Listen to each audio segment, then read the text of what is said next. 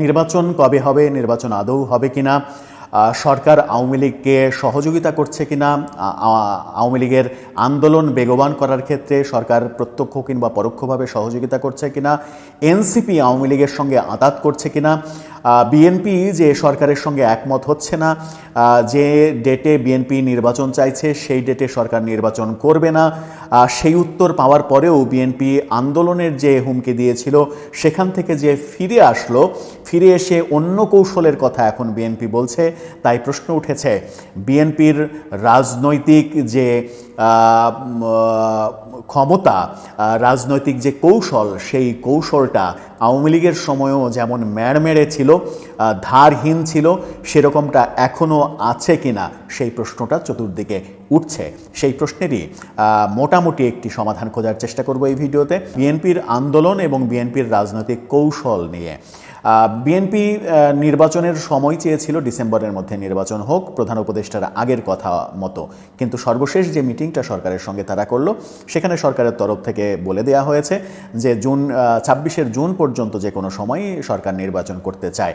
BNP তাতে সন্তুষ্ট হয়নি এবং আন্দোলনের ইঙ্গিত আগে থেকেই দেওয়া ছিল। এই বৈঠক শেষেও মির্জা ফখরুল সেরকম ইঙ্গিতই দিয়েছিলেন। তারপরে একদিন যেতে না যেতেই দেখা গেল যে বিএনপি কৌশল পরিবর্তন করছে।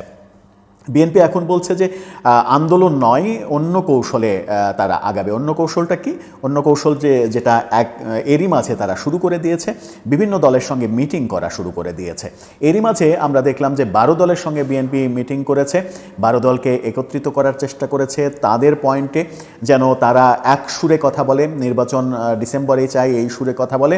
সেই মিটিংয়ে আমরা দেখেছি এবং বিএনপির এখনকার পরিকল্পনা হচ্ছে ধারাবাহিকভাবে বাংলাদেশে যত দল রয়েছে, রাজনৈতিক স্টেক হোল্ডার রয়েছে, তাদের সঙ্গে বিএনপি আলাপ আলোচনা করবে। সেই আলাপ আলোচনা কতদূর এগোবে, কিভাবে এগোবে, বিএনপি সরকারকে আদৌ চাপ দিতে পারবে কিনা, সেই কথাগুলো তো প্রশ্ন হিসেবে সামনে আসেই।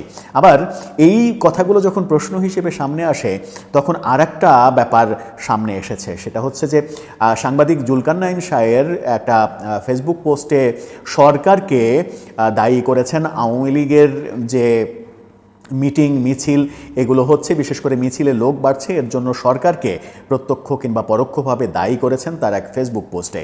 ডিবি প্রধানকে সরিয়ে দেওয়ার ফলে আওয়ামী লীগের ঢাকাতে মিছিল বাড়ছে এমনটা দাবি করেছিলেন তিনি।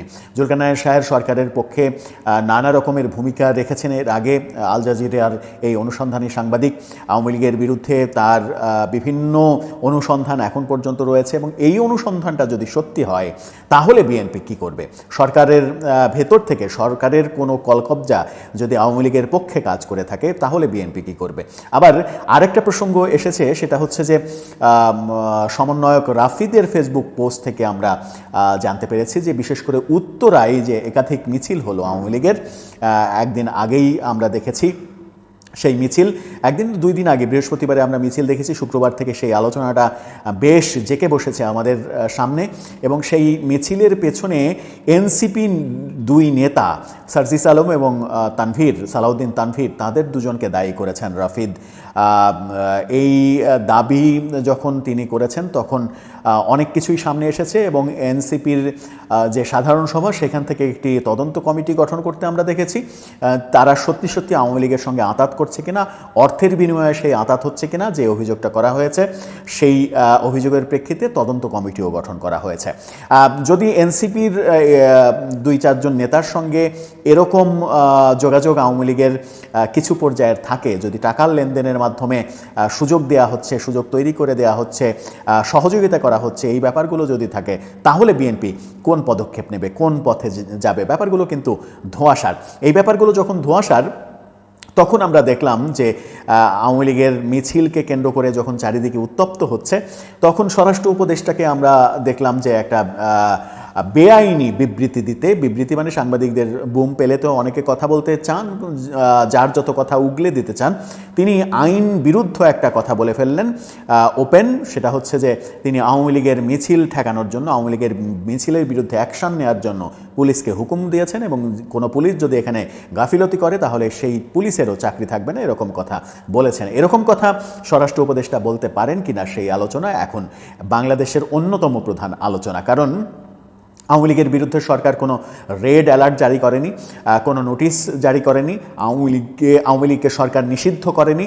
যখন আওয়ামী লীগকে নিষিদ্ধ করেনি, আওয়ামী লীগের বিরুদ্ধে কোনো নোটিশ জারি করা হয়নি, আওয়ামী লীগের কর্মকাণ্ড স্থগিত করা হয়নি, তখন স্বরাষ্ট্র উপদেষ্টা এই কথা বলতে পারেন না যে আওয়ামী লীগের মিছিল ঠেকাতে হবে, ঠেকানোর জন্য নির্দেশ দিয়েছে। গণতান্ত্রিক দেশে যে কোনো দল মিছিল মিটিং করবে, এটাই স্বাভাবিক। সেটা যতক্ষণ পর্যন্ত আইন দিয়ে নির্বাহী আদেশে হোক, যে কোনো আদেশে হোক, সেটাকে আপনি যতক্ষণ পর্যন্ত রহিত না করছেন ততক্ষণ পর্যন্ত সেটার বিরুদ্ধে অ্যাকশান আপনি নিতে পারেন না। হ্যাঁ, আপনি যদি গোপনে করতেন, যে গোপনে ইনস্ট্রাকশন দিয়েছেন, সেটা সংবাদ মাধ্যমে ওপেন বলতেন না। গোপনে গোপনে অনেক কিছুই করে সরকার, অনেক কিছুই করতে দেখেছি বিভিন্ন সময়ে আমরা সরকারকে। সেই ক্ষেত্রে বলার কিছু খুব একটা শক্ত যুক্তি থাকতো না, কিন্তু যখন ওপেন বললেন তখন তার বিরুদ্ধে নানা রকমের সমালোচনা হচ্ছে। এই ব্যাপারটার যে ইফেক্ট পড়বে সেটাতেই বা বিএনপি কি রিফ্লেকশন দেবে? বিএনপির রাজনৈতিক কৌশল অনেকটা ভঙ্গুর বলে মনে করেন বিশ্লেষকরা। আওয়ামী লীগের সময়েও দেখা গেছে যে বিএনপি বারবার আন্দোলন করতে ব্যর্থ হয়েছে। আন্দোলন করতে ব্যর্থ হয়েছে বলেই যে আওয়ামী লীগ সরকারের 2014 ইলেকশন করার, একা একা ইলেকশন করার পর আর ক্ষমতায় থাকার কথাই না, বিএনপির আন্দোলনের দুর্বলতার কারণে আওয়ামী লীগ কিন্তু 2018 পর্যন্ত ক্ষমতায় থেকেছে, আবার 2018-তে নির্বাচন করেছে। 2018-তে এসে বিএনপি আবার নির্বাচনে অংশগ্রহণ করেছে। তাদের রাজনৈতিক ভুল সিদ্ধান্ত ছিল, এটাও মনে করেন অনেকে। 2018-তে তারা যখন নির্বাচনে অংশগ্রহণ করলো, 2018-র নির্বাচনকে এক ধরনের বৈধতা দিল তারা, এবং সেখানে মাত্র যখন 5-6টা আসন পেল তখন তারা বুঝলো যে আওয়ামী লীগের কৌশলের কাছে তারা হেরে গেছে। তার মানে হচ্ছে যে রাজনৈতিক কৌশলে বিএনপি বরাবরই দুর্বলতার পরিচয় দিয়ে আসছে, যেটা আমরা আওয়ামী লীগের সময় দেখেছি। এখনও কি সেই ধারা অব্যাহত রাখতে চাই বিএনপি?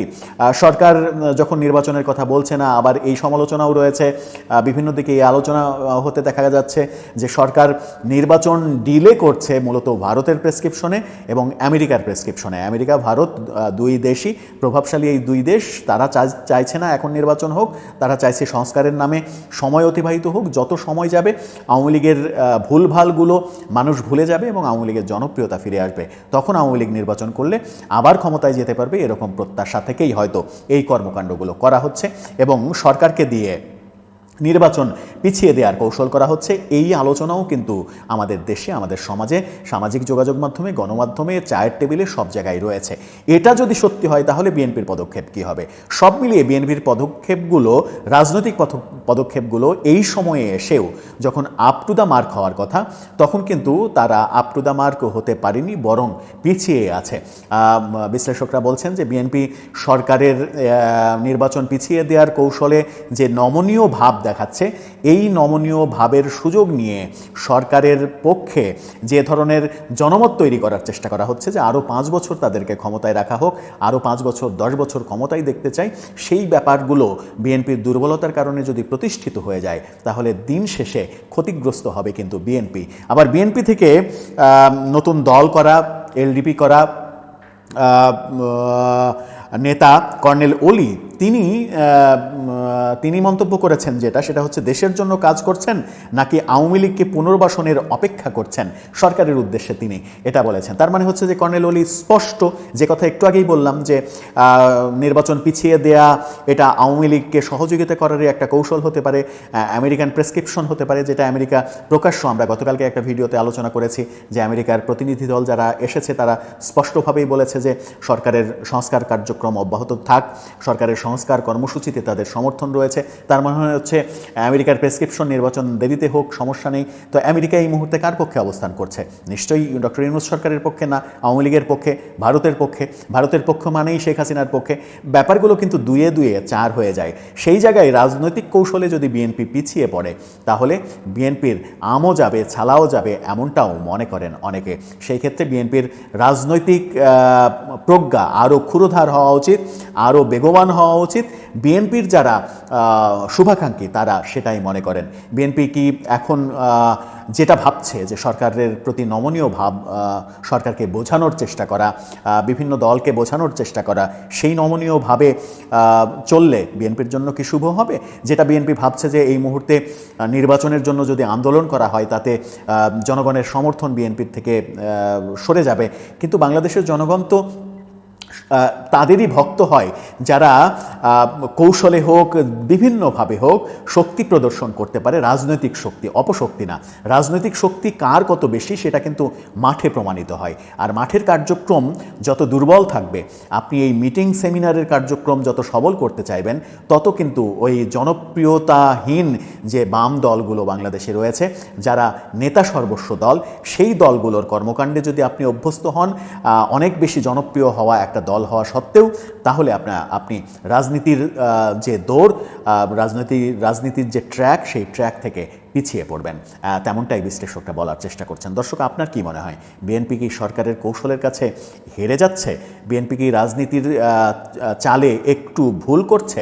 আপনার মতামত জানিয়ে লিখতে পারেন আমাদের কমেন্ট বক্সে।